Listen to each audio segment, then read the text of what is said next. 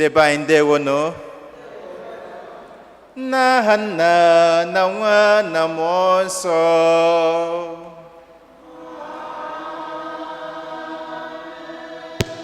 Ka ngọzi nke Onyenwe anyị Jesu Kristi na ịhụnanya nke Chukwu Nna na ịdịkọ n'otu nke Mmụọ Nsọ na-enye dịrị unu niile.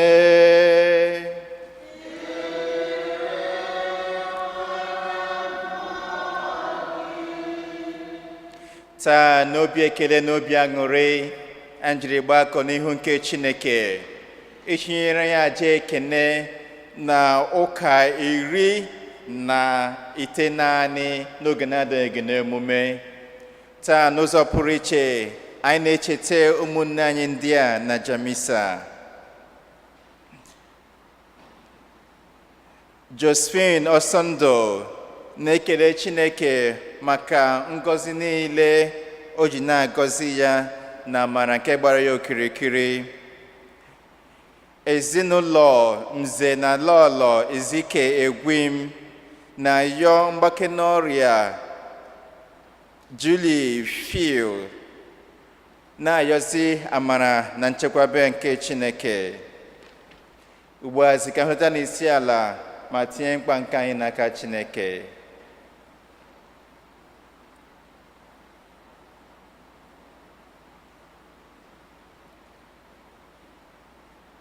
Ụmụnne, ka anyị kwado onwe anyị nke ọma maka nnukwu nke emume ike Ekaristi ya site n'ikwupụta njọ anyị.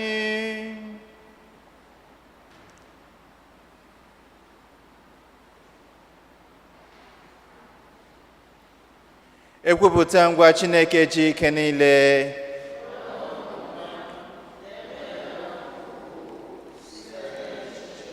N'okwu n'omume ma site n'ịhapụ ezi omume kwesịrị ka m na-eme site na mmehie nke kasị ukwuu. Ya ka m ji arịọ Maria dị ngọzi Virgin n'okwu ma ndị mmụọ ọma ma ndị nsọ niile na ụmụnne m kụrụ ya bụrụ m esabụrụ ụwa Chukwu anyị arịrịọ ka Chineke ji ike niile mere anyị ebere, gbaghara anyị njọ anyị, gaa duru anyị na ndụ ebe ebe.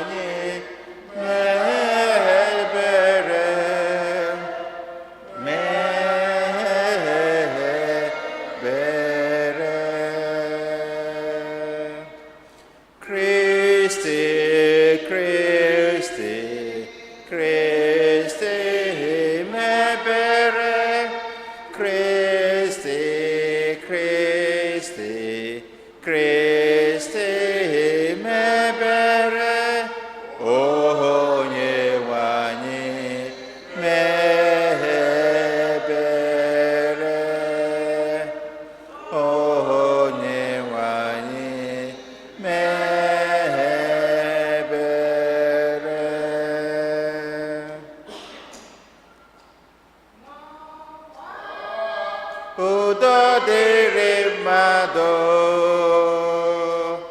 dị ha na-asọ Chukwu. Anyị ekele gị, anyị kwupụta ọrụ ọma gị. Anyị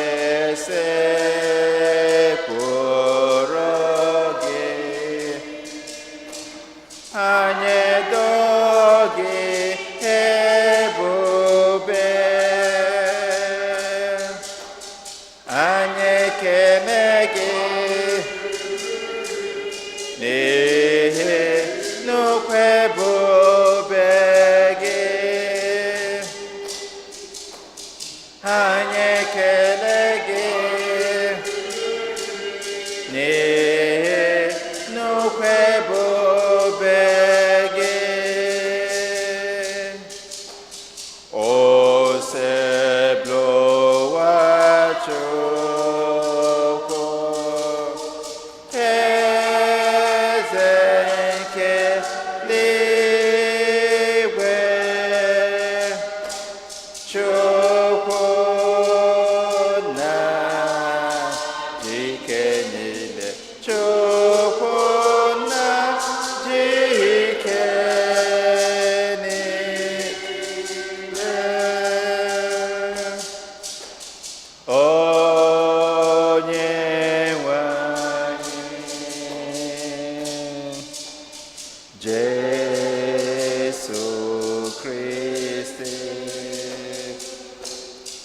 otu nwa nke Chineke mụrụ,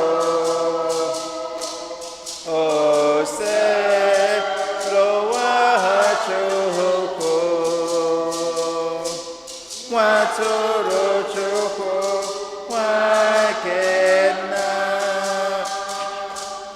onye na-ekpochapụ njọ nke ụwa, onye nọ na-ekpochapụ njọ nke ụwa, onye nọ n'aka ha nri nna, mere anyị ebere, n'ihi na sọ gị dị asọ, sọ gị bụ ụdị nwenụ, n'ihi na sọ gị dị asọ, sọ gị o Jesu Kristi, kachasị dị elu, nyere mmụọ nsọ ebube Chukwu Nna. Amen, amen, amen. Ka anyị rịọ arịrịọ. Chineke ji ike niile dị ebighị ebi, biko mee ka mmụọ nke anyị jiri bụrụ ụmụ gị zuo oke n'ime anyị, ka obi sie anyị ike ịdị na-akpọ gị nna, anyị wee zuo itozu oke n'ịbata n'oke ahụ i kwere anyị na nkwa, site na adịnwe n'anyị Jesu Kristi hụ nwa gị, onye gị na ya dị ndụ na-achị n'ịdịkọ n'otu nke mmụọ nsọ, Chukwu site n'ụwa tụ ụwa niile.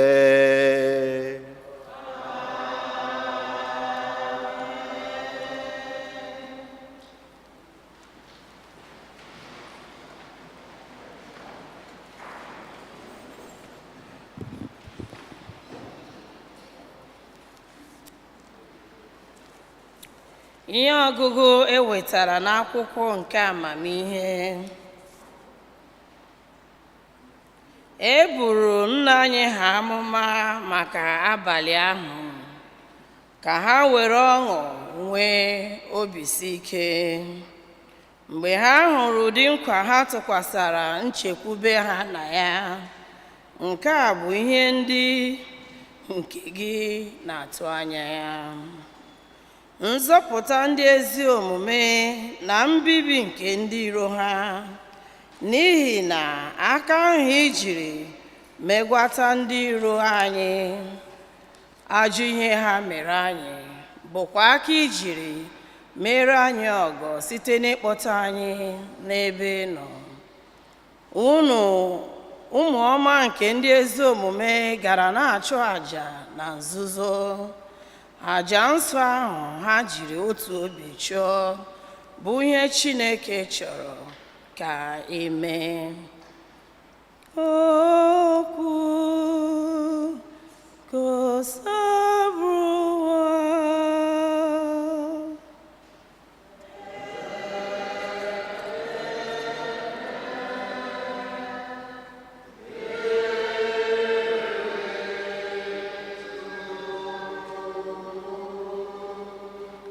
ha nwere isi ọma bụ ndị onye nwe anyị họrọ ka ha bụrụ ndị nke ha.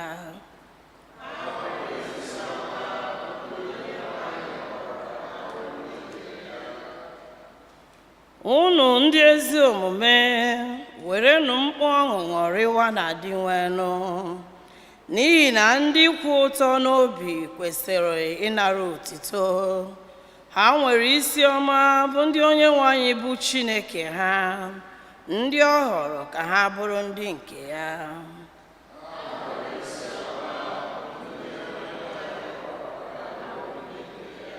onye nwe anyị na-echekwaba ndị na-atụrụ ya egwu, ndị tụkwasara ya obi n'ịhụnanya ya, ka ọ zụpụtara mkpụrụ obi ha n'ọnwụ, bịakwa dobe ha ndụ n'oge ụkọ nri.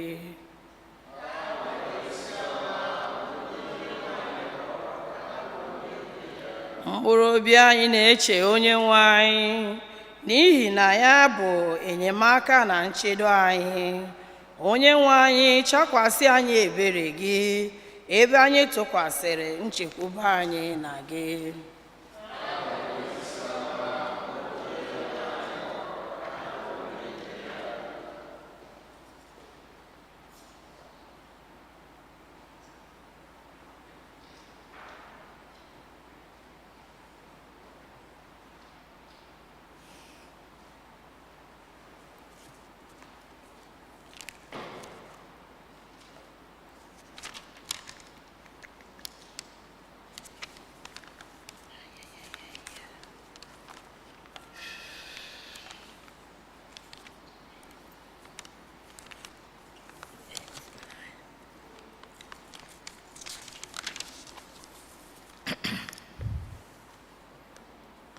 Ihe ọgụgụ ewetara n'akwụkwọ edegara ndị Hibru.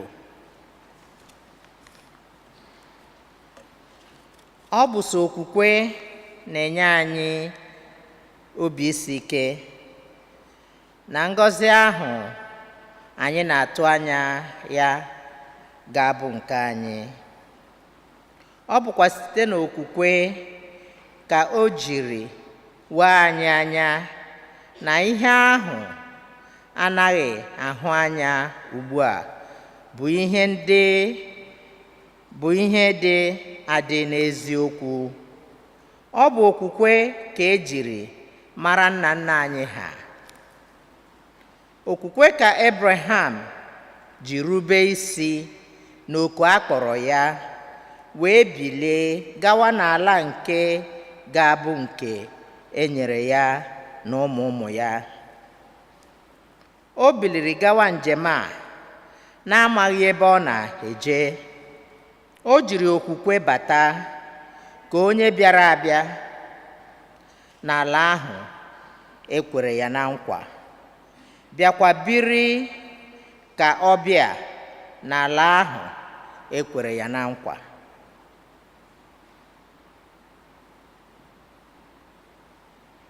Ya na Isaac na Jacob bụ ndị ya na ha sorite oke n'otu nkwa ahụ ekwere. Ha biri n'ụlọ ikwu n'ala ahụ, wee na-atụ anya oke obodo nke Chineke ga-abụ onye tọrọ ntọala ya, onye chepụtara ka esi ewu ya na onye ga-ewu ya. Ọ bụ site n'okwukwe ka Sera bụ nwanyị aga na agadi nwanyị gafere n'ịtụ ime ji nwee ike ịtụ ime, n'ihi na okwukwe na onye ahụ kwere ya na nkwa ga-emezuru ya ihe o kwere ya na nkwa. Ọ bụ otu a ka e sitere n'otu nwoke dịka osisi kpọrọ nkụ nweta ụmụ ụmụ ọnụ ọgụgụ ha karịrị agụta. Ụmụ ụmụ ọnụ ọgụgụ ha dịka kpakpando nke igwe na aja dị n'akụkụ osimiri. Ndị niile nwụrụ n'okwukwe mgbe ha na-atụbeghị ihe ahụ ekwere ha na nkwa. Ndị niile nwụrụ n'okwukwe mgbe ha na-anatabeghị ihe ahụ ekwere ha na nkwa, ma ha siri n'ebe dị anya hụ ihe ekwere na nkwa, wee nabata ya, bịakwa ghọta nke ọma na ha bụ ndị ọbịa na ndị ije n'elu ụwa. Ndị si otu a kọwaa onwe ha na-egosi na ha na-achọ ebe ga-abụ ebe obibi n'eziokwu. Ihe ha bụ n'obi abụghị ala mbụ ahụ ha si n'ime ya pụta, n'ihi na a sị na ha bụ ala mbụ ahụ n'obi, ha nwere ohere ịlaghachi azụ n'ebe ahụ. Ma otu ọ dị, ha na-achọ ala ka mma, nke bụ ụlọ ahụ e wuru anyị n'eluigwe. Ọ bụ ya mere ihere adịghị eme Chineke ma a kpọọ ya Chineke ha, n'ihi na ọ bụ ha ka o wuru obodo ahụ. Okwukwe nke Abraham ji were nwa ya bụ Aịzik chụọ àjà mgbe Chineke nwara ya ọnwụnwa. Abraham ka Chineke kwere nkwa ịmụta ọtụtụ ụmụ. Ọ bụ ezie na ọ hụbeghị ụmụ ndị a ekwere ya na nkwa, ma o jikere iji naanị otu nwa ahụ ọ mụtara chụọrọ Chineke àjà. Chineke gwara ya sị, site n'aka Aịzik ka aha gị ga-esi gaa n'ihu. Abraham nwere okwukwe na Chineke nwere ike ime ka onye nwụrụ anwụ kulite.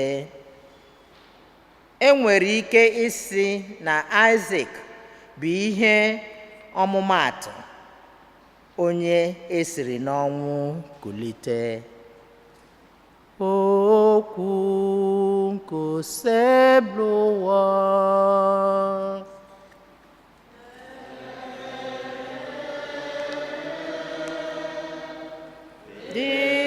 dịrị Chukwu.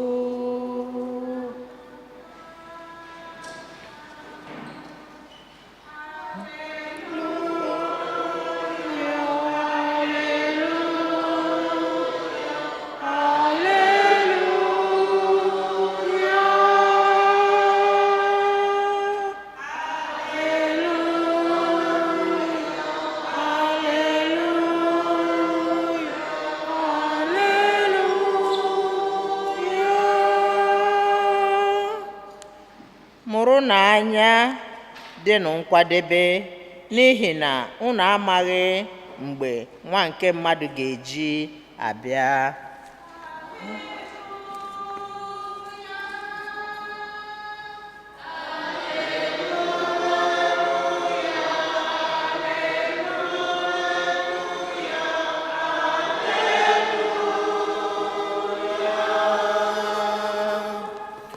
Onyenwe anyị nọnyere unu.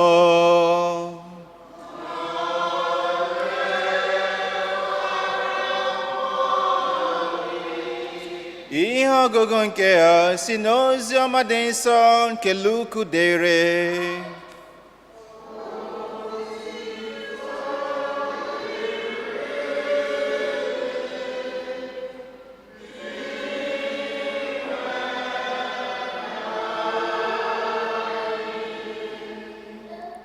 Jesu gwara ụmụazụ ya, igwe atụrụ ntakịrị m, ụjọ atụla unu, maka na ọ masịrị Nna unu inye unu alaeze. Reenụ ihe unu nwere, nyenụ ụmụ ogbenye onyinye. Wetaranụ onwe unu akpa ego nke na-adịghị aka aka, akụ na ụba nke na-adịghị agwụ agwụ n'eluigwe, ebe onye ohi ọbụla enweghị ike ịbịa ya nso, ebe ahụhụ ala na-enweghị ike imebi ya. N'ihi na ebe akụ na ụba mmadụ nọ ka obi ya nọ. Hụkwanụ na unu jikere ejike, na ihe ọkụ unu na-enwu ọkụ. Dịnụ ka ndị na-eche mgbe nna ha ukwu ga-esi n'oriri agbamakwụkwọ lọbata. Jikerenụ imeghere ya ụzọ ngwa ngwa ọ kụrụ aka n'ụzọ. Ngọzi dịrị ụmụ odibo nna ha ukwu hụrụ ebe ha mụọ anya mgbe ọ labatara. N'eziokwu ka m na-agwa unu, ọ ga-eyiri uwe eji agba odibo, bịakwa buziere ha erimeri n'ọnọdụ ọ kwadoro ha. O nwere ike ịnabata n'etiti abalị ma ọ bụ n'oge chi ọbụbọ. Ngọzi ga-adịrị ụmụ odibo ahụ ma ọ bụrụ na ọ lọkwutere ha ebe ha nọ n'ọnọdụ njikere. Unu ma nke ọma na ọ bụrụ na onye nwe ụlọ mara oge onye ohi ji abịa, ọ gaghị ekwe ka o gwupe ụlọ ya. Otu aka ahụkwa, mụrụnụ anya, dịnụ njikere, n'ihi na Nwa nke Mmadụ na-abịa n'oge unu na-agaghị ele anya ya. Pita jụrụ ya sị, Onyenwe anyị, ọ bụ anyị ka ị na-atụrụ ilu a, ka ọ bụ onye ọbụla ka ị na-atụrụ ya?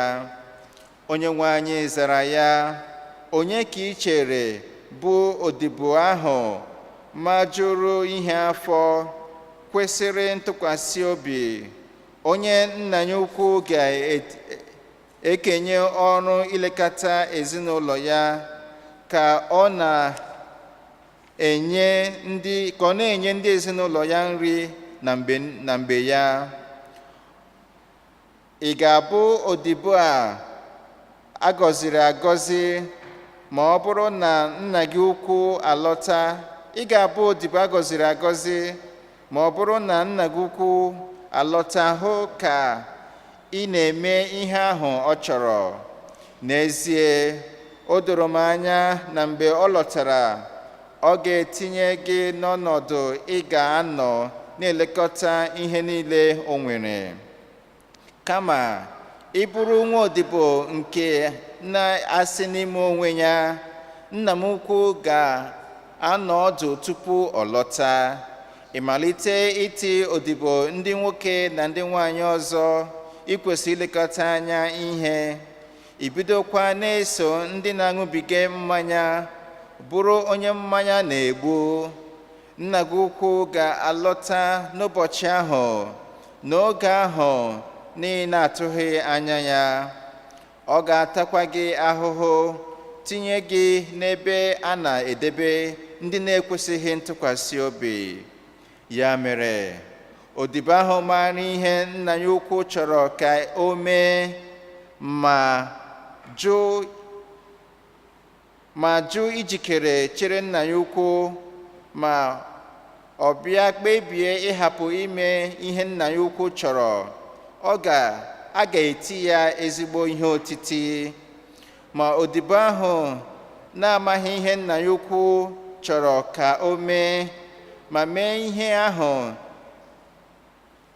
na-ewetara ndị mere ya ihe otiti, a ga-eti ya ihe ntakịrị, n'ihi na ọ bụ onye e nyere ihe hiri nne ka a na-ele anya ịnata ihe hiri nne n'aka ya.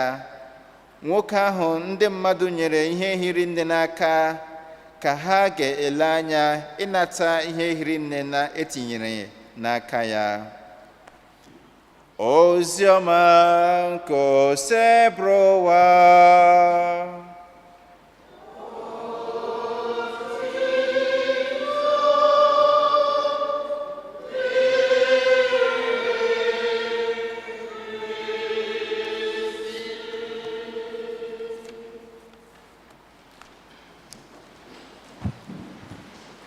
Otu dịrị Jesu Kristi. Ọ bụ gịnị ga-ekewapụ m n'ịhụnanya nke Chineke m? Ọ bụ gịnị ga-ekewapụ m n'ịhụnanya nke Chineke m? Chineke ekwekwala ka m bụrụ onye ga-agbacha ọsọ ndụ a, ma mgbe o ruru n'alaeze nna m, achọ m ahụghị m. Chineke ekwekwala ka m bụrụ onye ga-agbacha ọsọ ndụ a, ma mgbe o ruru n'alaeze nna m, achọ m ahụghị m.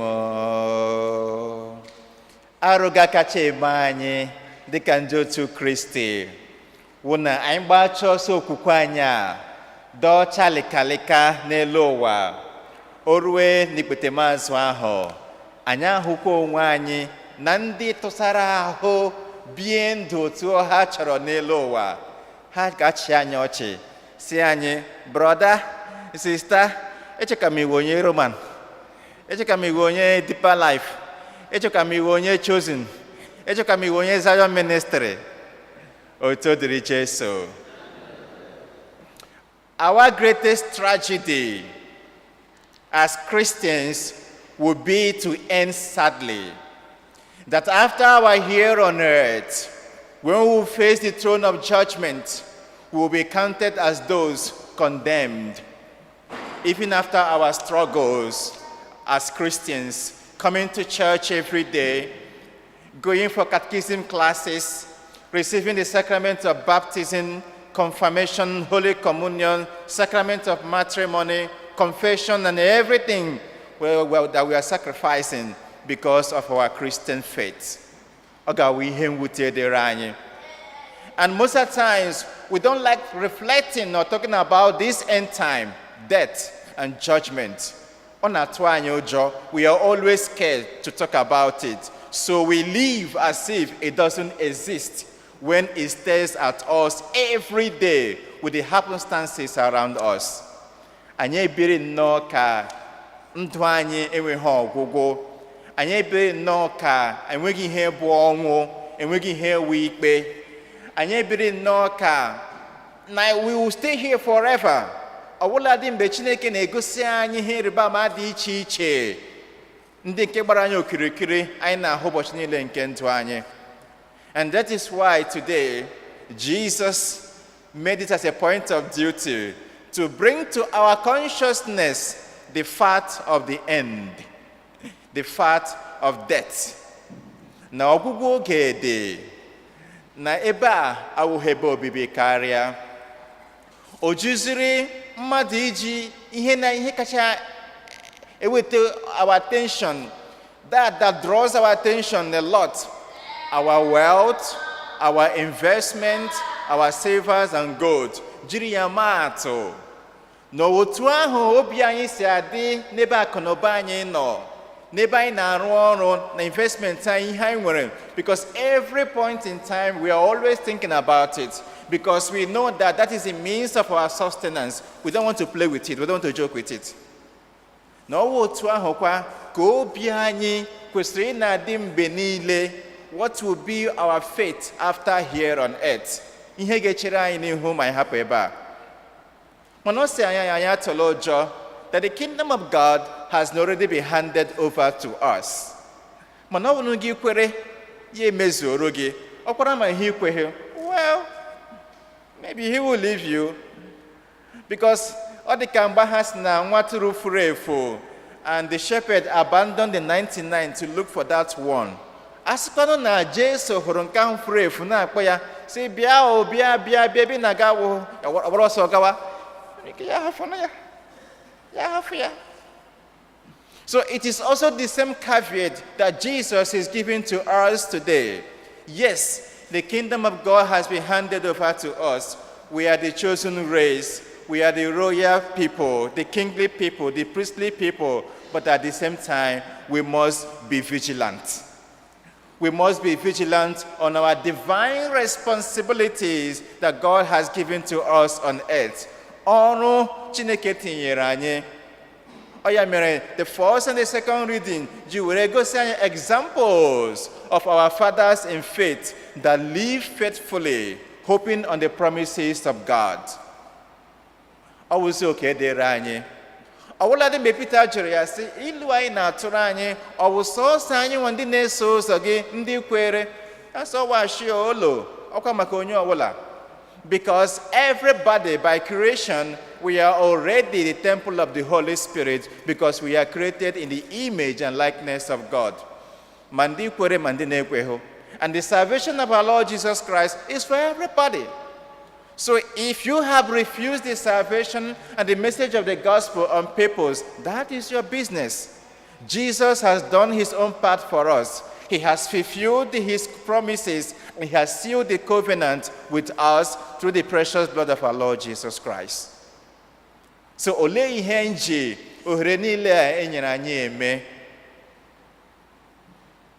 And there, in the metaphor, in the parable that he gave us following, he also demonstrated the three conditions of someone after death. What may be facing you after death? And na nzukọ, dịka nsọ nzukọ siri kwusi, I say, hell, heaven, or purgatory. Now, nwodipo ahụ mara ihe nna ya ukwu si ka o mee, jiri obi ya niile na-eme ya, na-agba mbọ dịka ike ya siri ha, na-eme ihe ndị a niile, mụrụ anya mgbe onye nwe anyị Jesu Kristi ga-abịa. Eluigwe bụ nke gị o. The heaven is yours. And remember, it's not all about perfection. It's all about consciousness. As human beings, we may struggle with perfection. Because if you are looking towards perfection, you may be frustrated at the end. But the consciousness, because Umazu Jesu Christi, none of them were perfect. They were always falling and rising, but the consciousness of their mission was always before them. No one and that we call what we call heaven, the beatific vision. Mbaho, maaho niile, mama zigoke nihe niile, inile bazuoke n'ihu nke onye nwe anyị Jesu Kristi.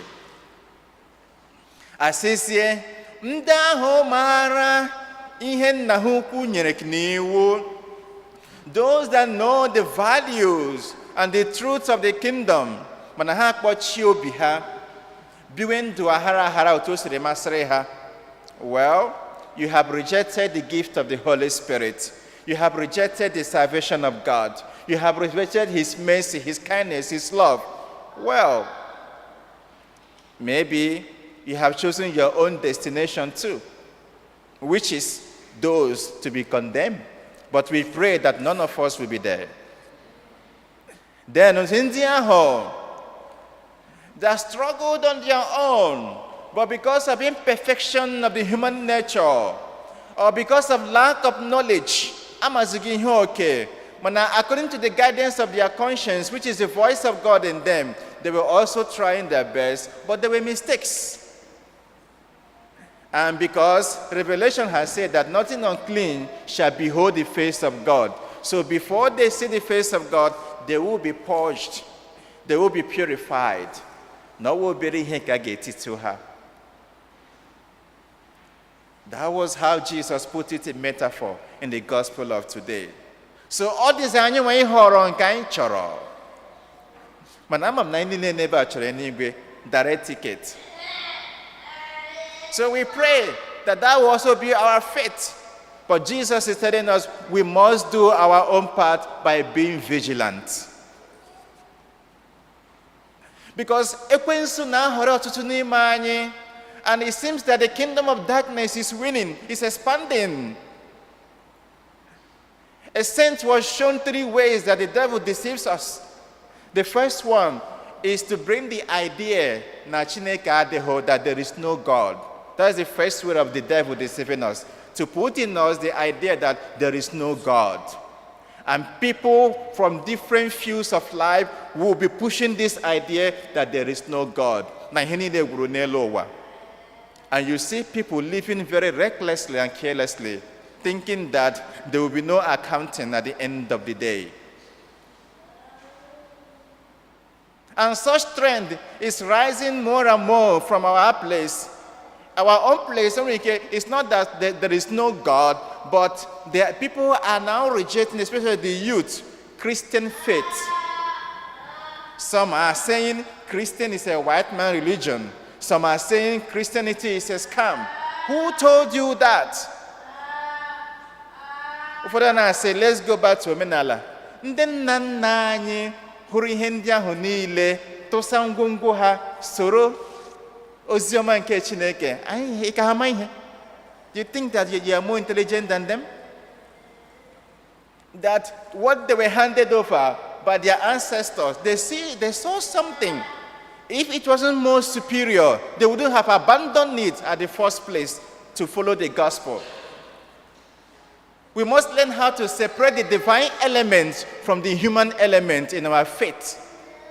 So when someone makes a mistake, do not condemn the message of Christ. The message of Christ is holy and pure. Hold responsible whoever is misleading you or making mistakes. And that is what we have to do. So it is the work of the devil to bring in this idea into our minds, into our orientation, and we think that we have it all. And the second stage, those that they believe in God, they believe in the message of Jesus Christ, they believe in the gospel, but at the same time, for them, we have time. We have time. And we have time, so we will repent later. Let's enjoy ourselves. Maybe later, maybe towards the evening of our life, we will talk about repentance. But for now, I'm too young, I'm too energetic, I'm too vibrant for this religious thing. I'm not interested. Seriously? As if you have the key to your life in your hands. Remember the last reading, last Sunday.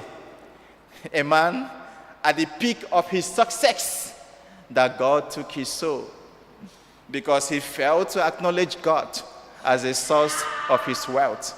And God said, okay, no problem. You may owe everything, the house, the car, the investment, but there is only one thing that I owe, your life, the breath of life.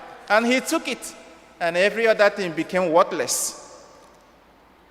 So if we think that we have tomorrow, we have 20 years, 30 years, 50 years to live, that may not be true. Because when you live around, Jesus is showing us signs that there are people of my age, of your age, in the mortuary, in the grave, in the hospital. So don't think that you are more special than them. We are just living by the grace of God and nothing else. And the third group that says, God is so merciful. He created those desires, those things in me. So he's so merciful. I don't care about religion. I don't care about church. He's so merciful. Wherever I find myself after here, it will also be pleasant. And they'll be messing up. And people are living with these ideologies and orientation in life every day. Even in our family, even us here, some also have the same concept. Jesus is telling us, we don't know the time. Let's be ready. Let's be prepared. But at the same time, it's not a cause to be afraid.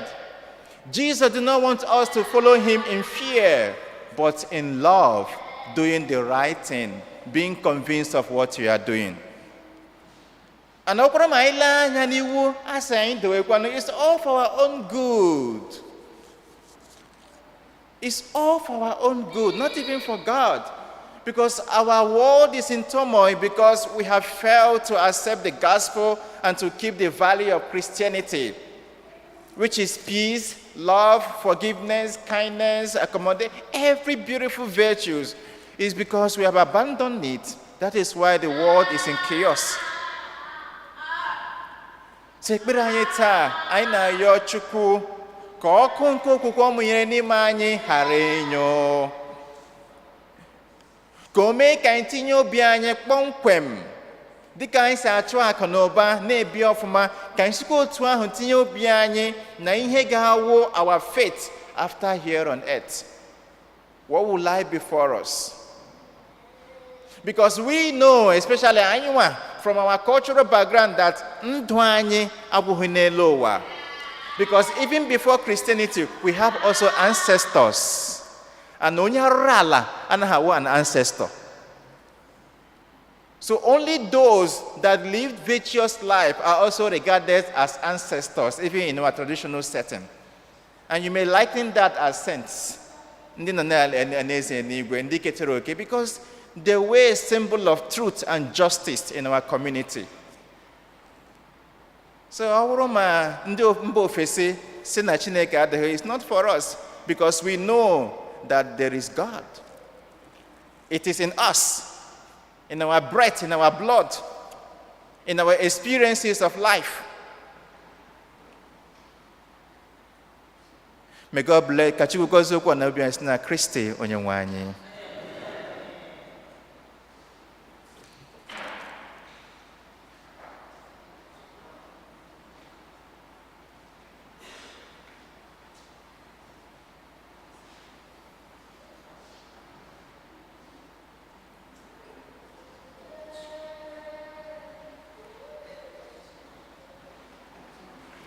Ekwem n'otu Chineke,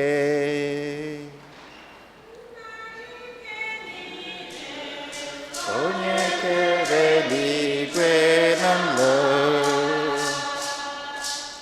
ihe dum ha na-atụ anya,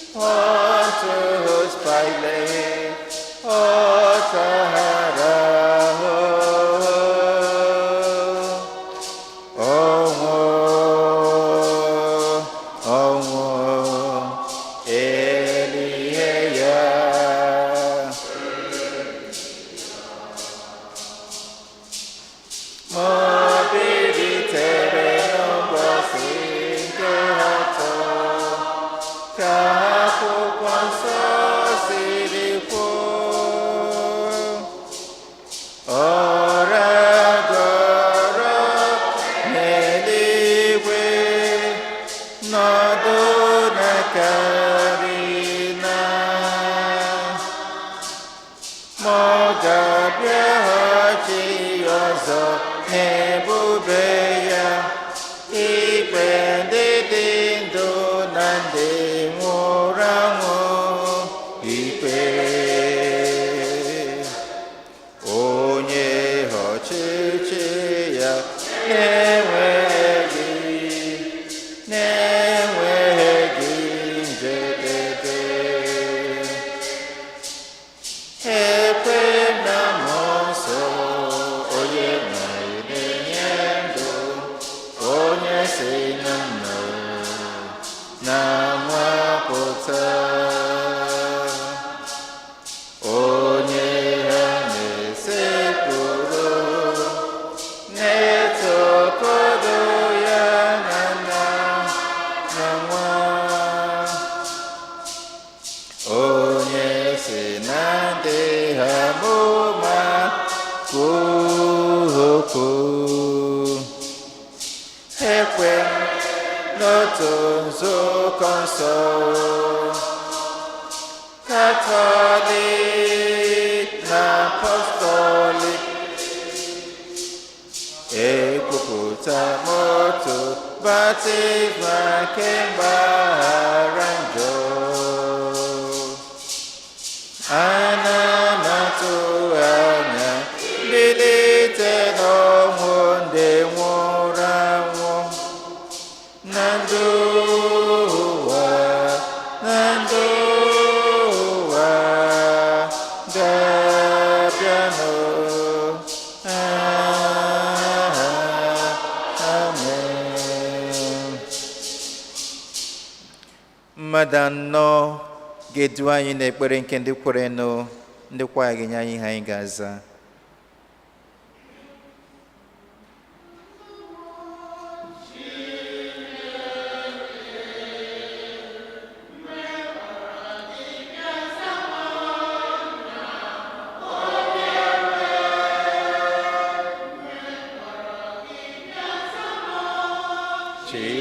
Chineke, mgbe m kpọrọ gị bịa za m, elela anya na njọ m.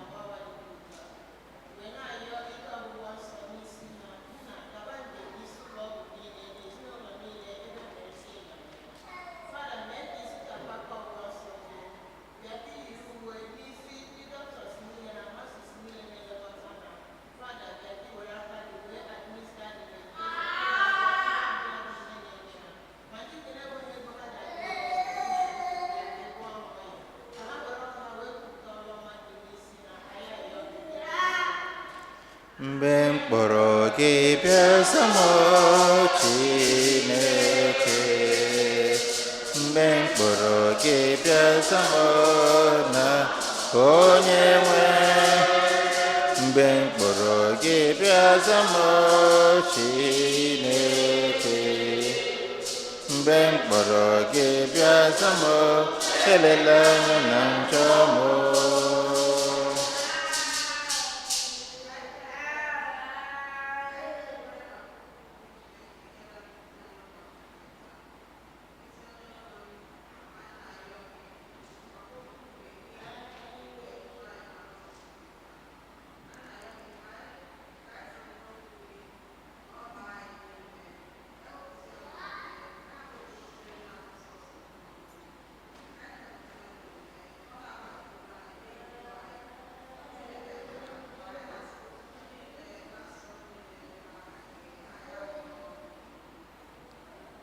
Mgbe m kpọrọ gị bịa za m, Chineke, mgbe m kpọrọ gị bịa za m na onye nwe, mgbe m kpọrọ gị bịa za m, Chineke, mgbe m kpọrọ gị bịa za m, elela anya na njọ m.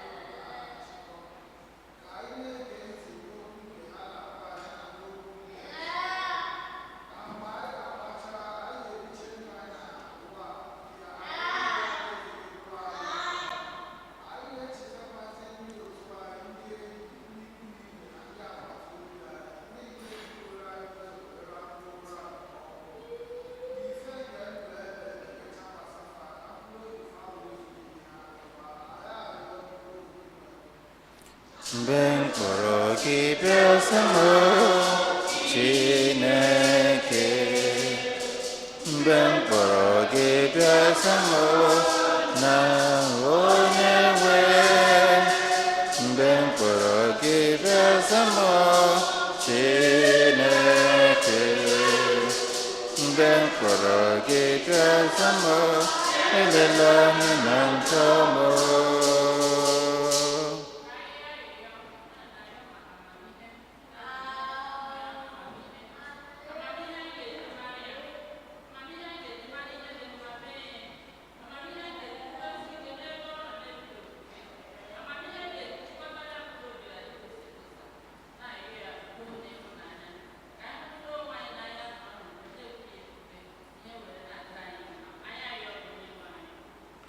Mgbe m kpọrọ gị bịa za m, Chineke, mgbe m kpọrọ gị bịa za m, na onye nwe, mgbe m kpọrọ gị bịa za m, Chineke, mgbe m kpọrọ gị bịa za m, elela anya na njọ m.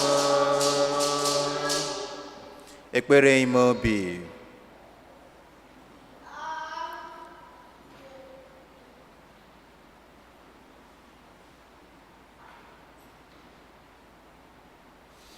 Ezi onye nwe anyị na Chineke, anyị ekele gị maka ịdị mma gị na ndụ anyị.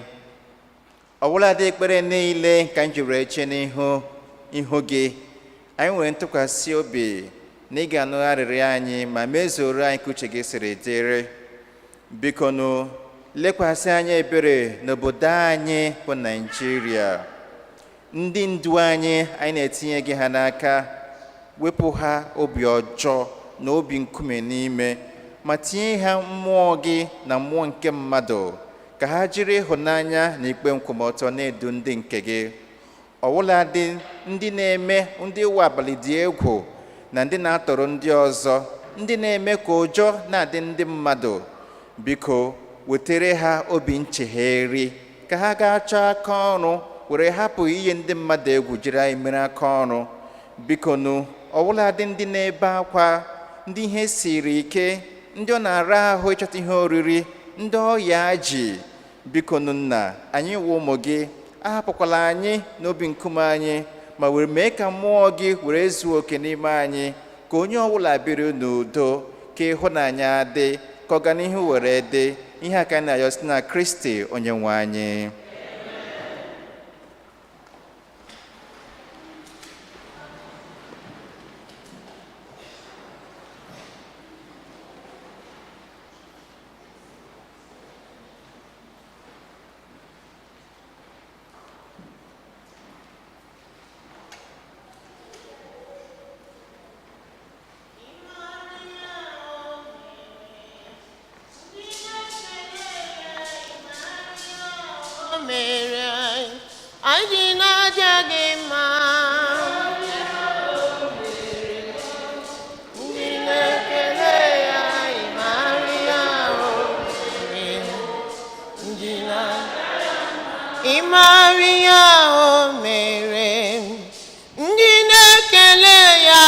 Maria,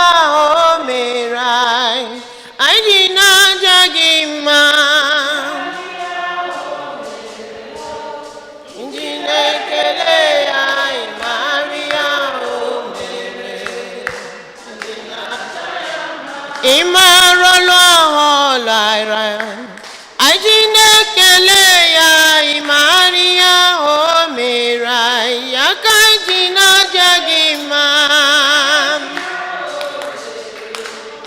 ndị na-ekele ya ịmarị ya o mere ndị na-aja ya mma ịmara mma chimu ide ebube ịdị oke ọnụ ahịa Mezaya bụ Chineke onye anyị na-efe ribe otito n'ibe ọkaka ịmara mma o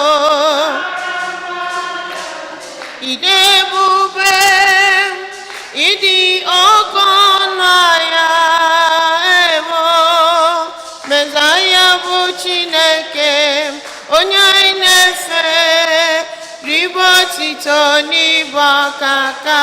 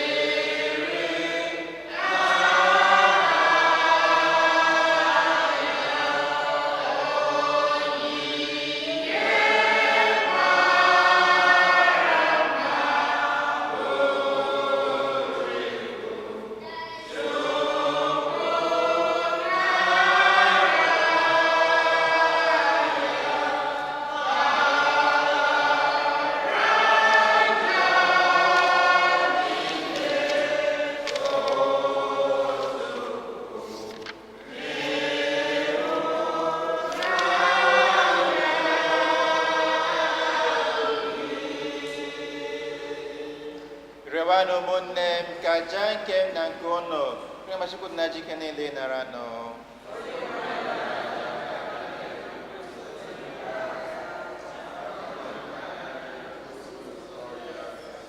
amen.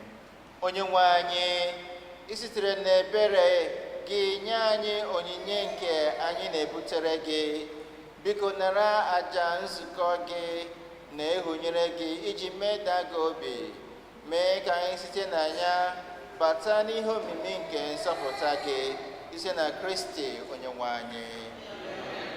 Onye nwe anyị na onye rono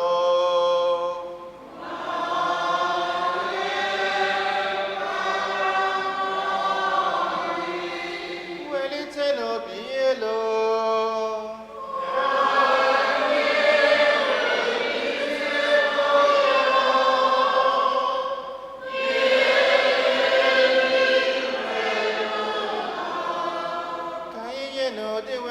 Chukwu anyị ekele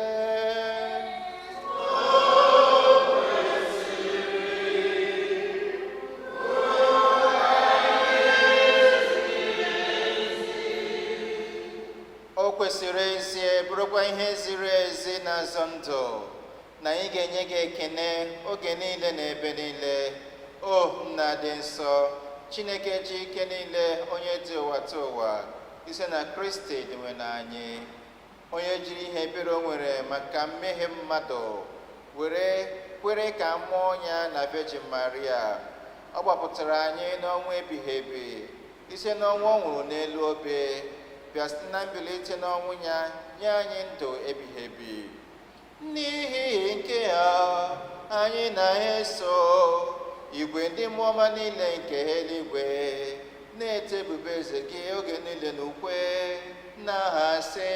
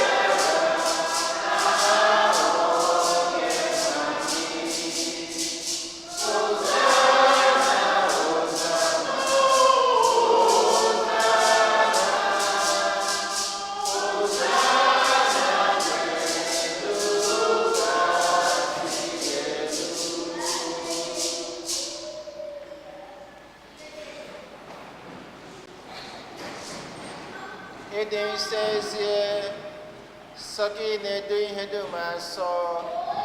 Anyị na-ayọ ka ito onye ndị asọ nkụkọta ha mmụọ gị, ka ha wee họrọ anyị ahụ n'ọbara Onyenwe anyị Jesu Kristi, onye bịara tupu etinye ya n'ahụhụ ọnwụ nke o ji aka ya wee nara, were achịcha nye gị ekene na otito, nyawa ya, nyekwa ya ụmụazị ya, na-asị, naranụ nke ya, rienụ ya unu niile, nke abụọ ahụ nke a ga-edoro onye maka unu.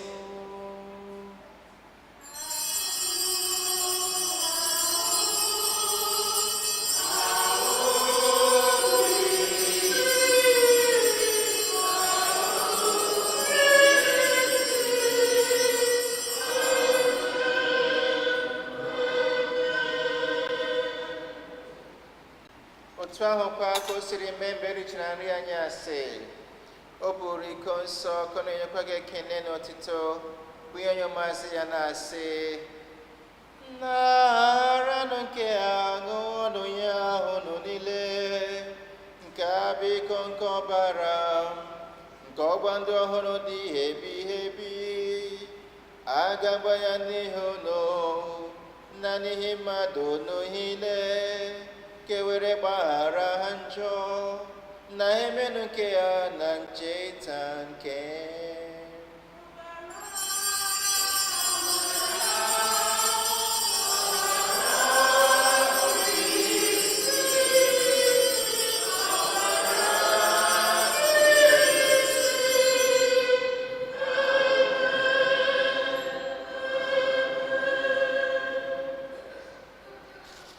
Ka anyị kwupụtara ihe omume nke okwukwe anyị na-eme ugbu a.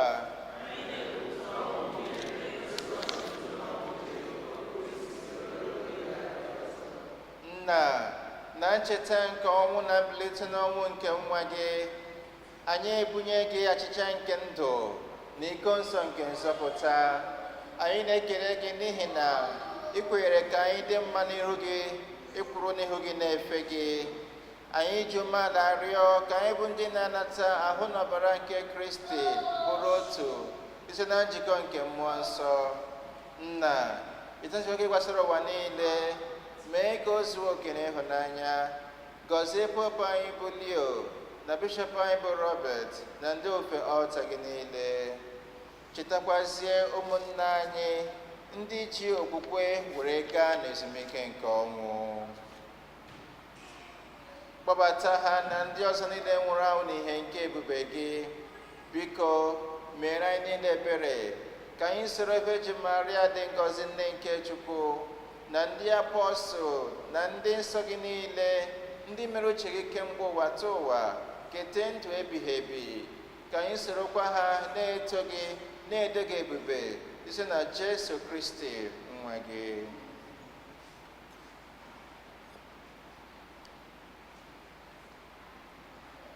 Ihe niile kere eke na-eso ya bụ Kristi, na-esikwa n'ime ya na n'aka ya, na ịdịkọ n'otu nke mmụọ nsọ, na-enye gị bụ Chukwu Nna ji ike niile, nsọpụrụ na otito niile, site n'ụwa ta ụwa niile.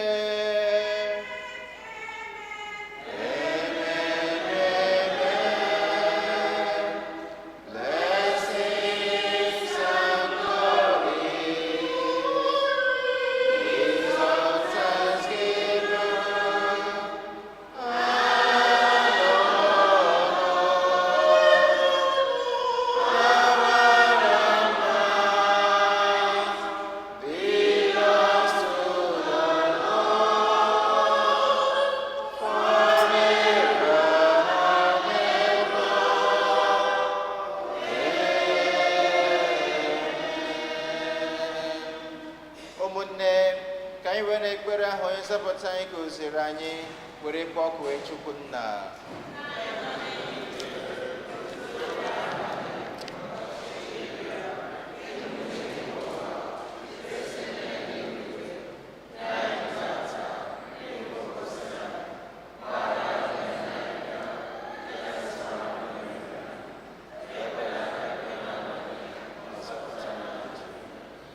zọpụta anyị, anyị na-arịọ gị ose bụrụ ụwa na ajọ ihe niile. Were ebere ndụ n'oge nke anyị si n'inye aka ebere gị, ka asọpụta anyị na njọ oge niile. Anyị were gbanahụ nsogbu niile, were nchekwube dị nsọ na-atụ anya maka mbịaghachi nke onye nzọpụta anyị Jesu Kristi.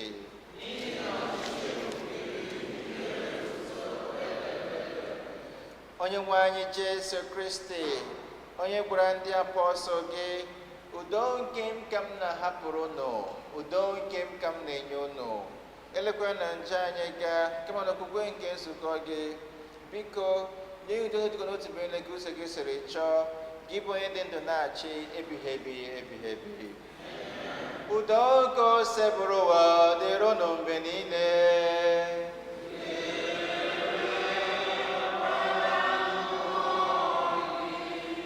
Onye ọbụla metụ ibe ya ka sị ya, ahụrụ gị n'anya.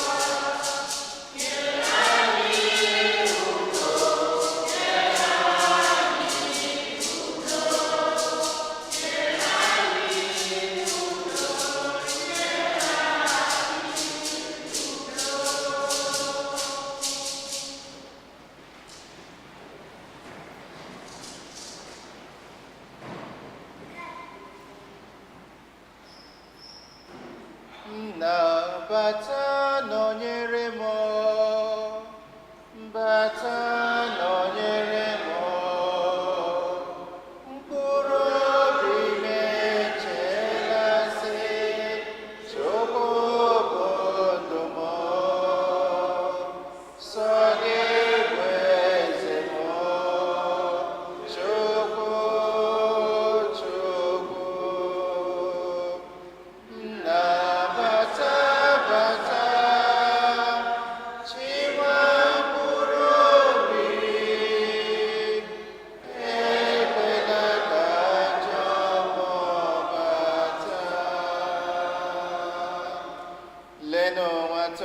Chukwu, lee diwe n'anyị Jesu Kristi onye na-egbochapụ njọ nke ụwa.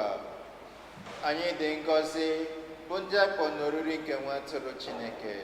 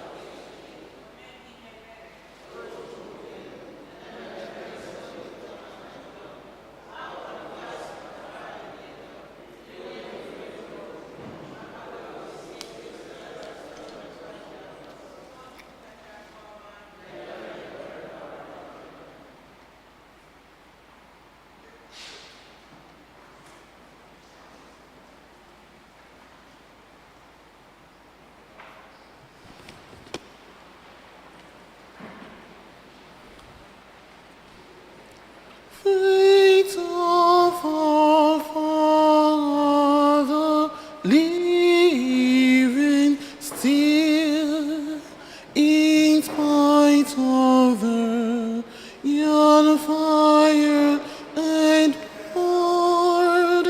Oh,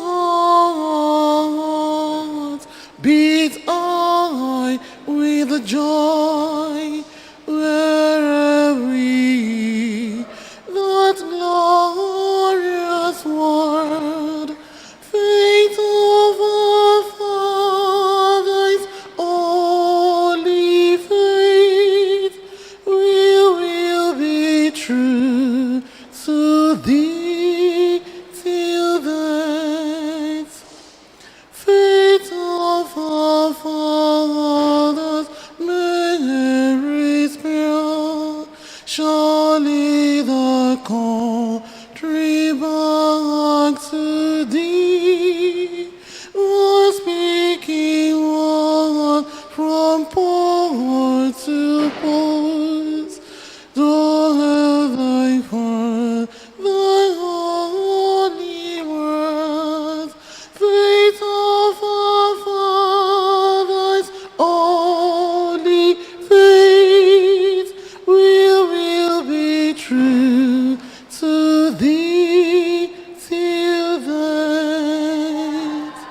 Faith of our fathers, is refined, who still must be our precious light, rising on high in prisons dark, thy cross of Christ still burning bright. Faith of our fathers, only faith will be true to thee till death.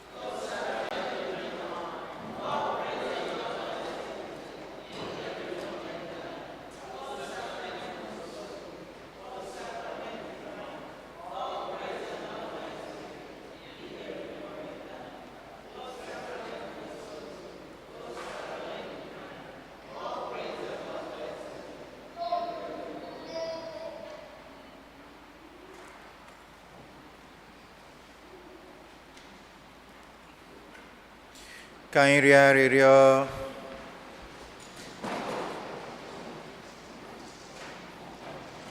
Onye nwe anyị, biko mee ka ahụ na ọbara nwa gị nke a anyị natara wetara anyị nzọpụta.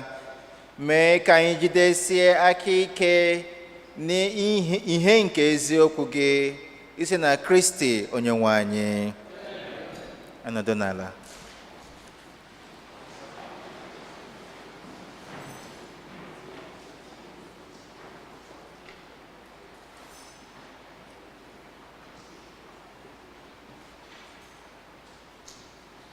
Otodri Jesu, second collection.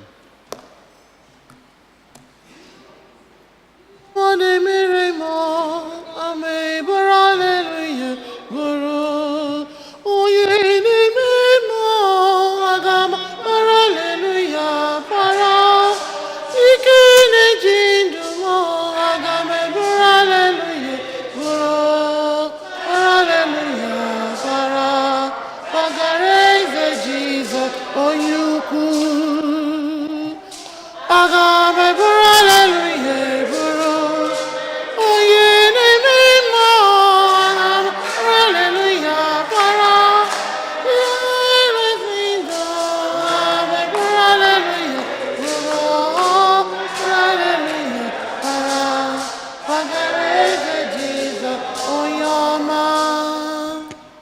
Otodri Jesu, parish announcement.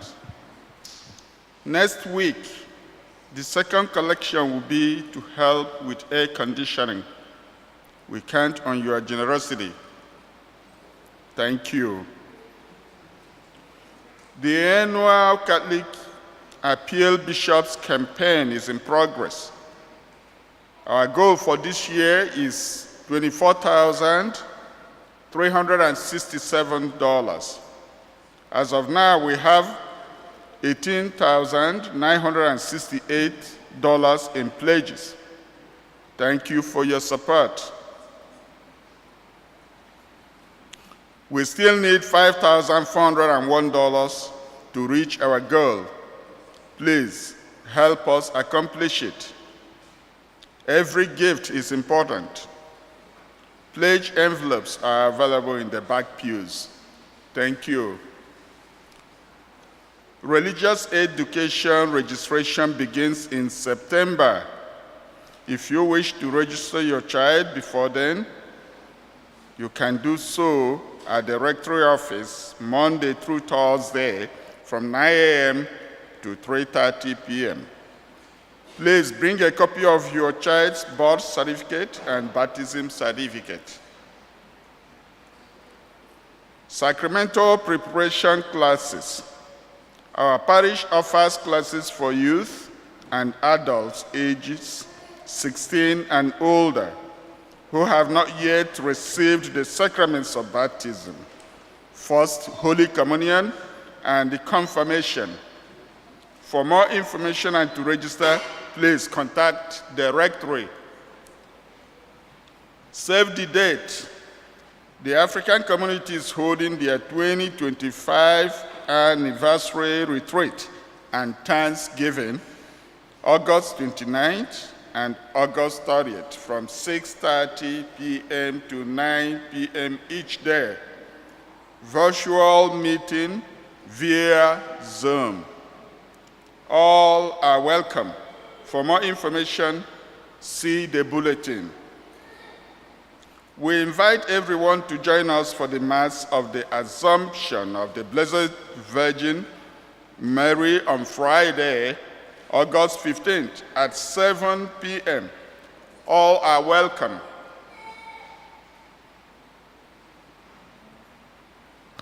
Father, that day will obligatory day, Assumption. Okay, Friday is an obligatory day of service, so you must, as a Catholic, attend the Mass. We still have some flower circles from our garden available for dedication. The donation is $30 To reserve yours, please fill out the form found in the bulletin. We truly appreciate your support. Please note that the rectory will be closed on Fridays during the summer months. Otodrijeso, Ndinna, this is the second Sunday of the month. So come for your special blessings. Christian fathers, come for your special blessings. Kele Chineke jaya mama ekele ibima oye kero oyoma oyoma kele Chineke jaya mama kele ibima oye kero oyoma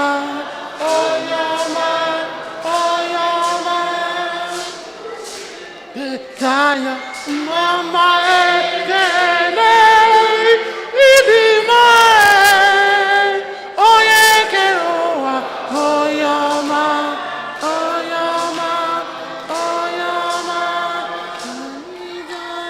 ya ure ineke ekele diri gina ime la kele Chineke jaya mama ekele idima oye keroa oyama kele Chineke jaya mama ekele idima oye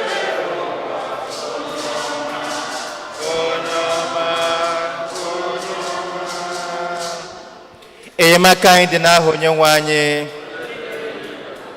Ezi Chineke, anyị na-ekele gị maka ihe ọma niile nke na-emere anyị, ọkacha nke onyinye nke ndị nna dịka ndị nlekọta na ndị isi nke ezinụlọ anyị dị iche iche, ezinụlọ ebe a mụrụ anyị, ezinụlọ ụlọ ụka na ezinụlọ ebe dị iche iche ebe ha na-arụ ọrụ. Nna dị nsọ dị obiọma, anyị ayọ amara nke ike ahụ na mkpụrụ obi n'isi ha niile, jiri ya were chọọ ha mma. Anyị ayọ gị maka amara nke amamihe, nke obi iru ala na nke ịhụnanya. Anyị ayọkwa gị maka amara nke ilekọta ihe niile itinyere ha n'aka ka ha na-eto bụrụ ndị ga-aba uru. Nna dị nsọ dị obiọma, ọbụladị amara nke na-eweta udo, ịhụnanya na ọganihu n'ezinụlọ. Nna dị nsọ dị obiọma, ọtụtụ n'ime ha nwere mkpa dị iche iche, ọtụtụ n'ime ha nwere ihe na-esogbu ha. Anyị ejiri ihe ndị a niile tinye n'ọba aka nsọ gị, Nna, mee ka ọ dịrị ha mfe. Ọbụladị ndị ọrụ na ibu na anyịgbu, ha bịakwute gị si gị nyere ha aka ebe ha na-arụ ọrụ, ma n'ezinụlọ ha, ma ebe dị iche iche ha nwetara onwe ha. Nna, ọbụladị maka ndị chọrọ udo n'ezinụlọ ha, nyekwa ha obi umeala nke ji na-achịkọta ndị nwunye ha na ndị ụmụ ha, nke ọ ga-awụ n'ikpete maazụ ha ga-ejikwa ndị a niile itinyere ha n'aka were nyefee gị n'ala eze eluigwe ahụ, ebe anyị niile ga-anọ keta oke okpu mmeri ahụ si na Kristi Onyenwe anyị. Ya mere ka Chukwu jike na-egozie ma chekwawa unu, Nna na Nwa na Mmụọ Nsọ. Unu mana ihe adịghị mba. Anọ n'etiti udo dịrị unu, anọ n'etiti udo dịrị unu, anọ n'etiti anọ m ya, anọ m ya, anọ m n'etiti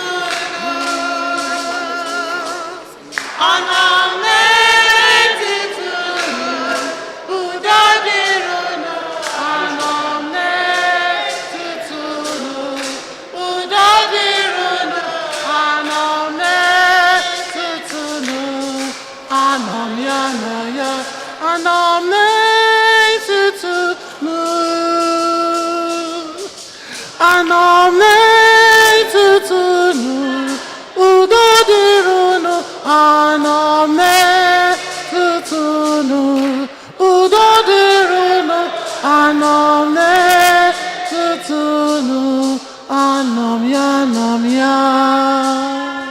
Otodri Jesu. Otodri Jesu. Biko, after this mass, anyị niile ga-esoro gawa to nwanne anyị, the Asibe Iro family, for the condolence visit. Utaichi year. So we will go from here, and Dinile, please, you come along. The burial go on the 23rd of this month. And Oga na church eba by 9 a.m. So immediately after that, I give Gawa to the cemetery from here. And after that, I gagwa unu ebaga kwụsị after the burial, you know, for some light refreshment. Oga somewhere in Queens. So biko, and I say in the community Nile, please come out that morning. On Saturday, August 23rd, 9 a.m. Kadema Sigao. So please come out and support the Iro family and to, you know, help to pray for the repose of the soul of our brother who just departed. Kamprobi and Amprobi into Dukusin Lekreno Graga.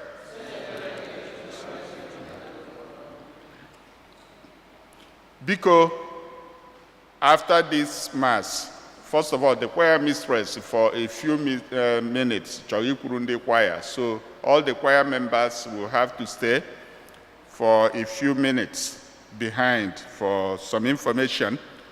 And after that, please, all community members, I like him a stand-up meeting outside at the back of the church for a few minutes also, please.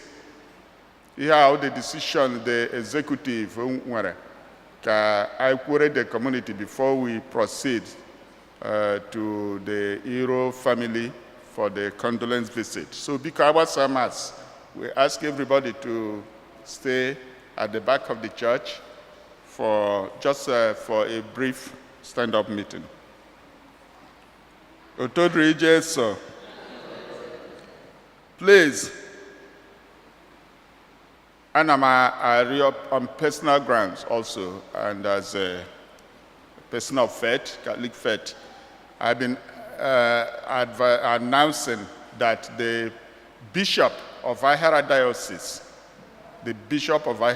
Diocese, is visiting, is on pastoral visit. And the Mass goes next Sunday, 3 o'clock, at a Boniface Church in Elmont. So because on personal grounds, I'm Mario in the community, because onye ọbụla madatina m na-abịa ụka ebe a, and Igbo communities around here. So achọm support onye ọbụla, because Bishop is expecting ndị Igbo to come to that Mass. Ihe mee na ọ ga-abịa na this Mass, but ọ bịa na this Mass, other community members, ndị nọ na Bronx, ndị nọ na Connecticut, and everybody that is supposed to participate, agaghị enwe ike bịa fulie for the house. So we decided not to do the Mass after onye ọbụla gacha ka ọ na-aga, so that everybody will come, because it's not just the Mass, but the welcome agemia, and there were some initiatives on them so that we can support. Because I'm Mario after Mass on Sunday. I may not be here on Sunday, but ndị ọzọ ga-anọ. So ndị ọzọ, please, Abasamas, come to St. Boniface. It's by Elmont and Elmont Road and Dutch Broadway, the big church there. So the flyer is on our forum. Please, I'm asking everybody to come around so that we can welcome the bishop from Nigeria. Otodri Jesu. Any birthdays? So anybody who have, Georgie and Brian.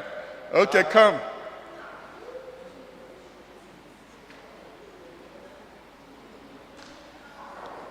It's finally your birthday, Georgie.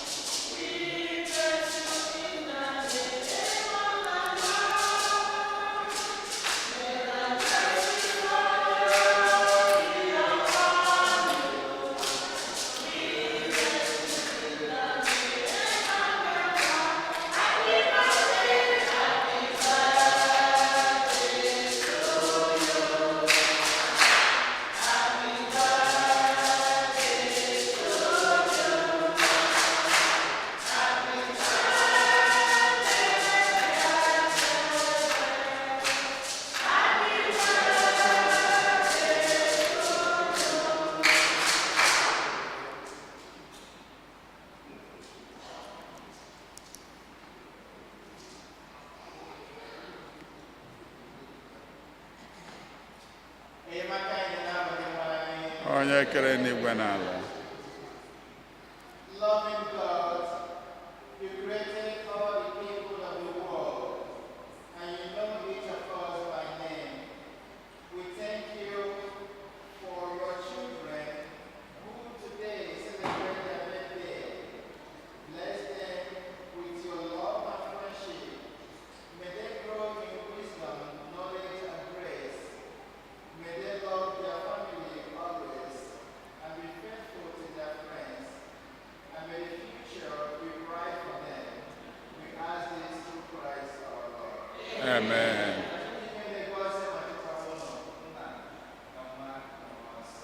Amen.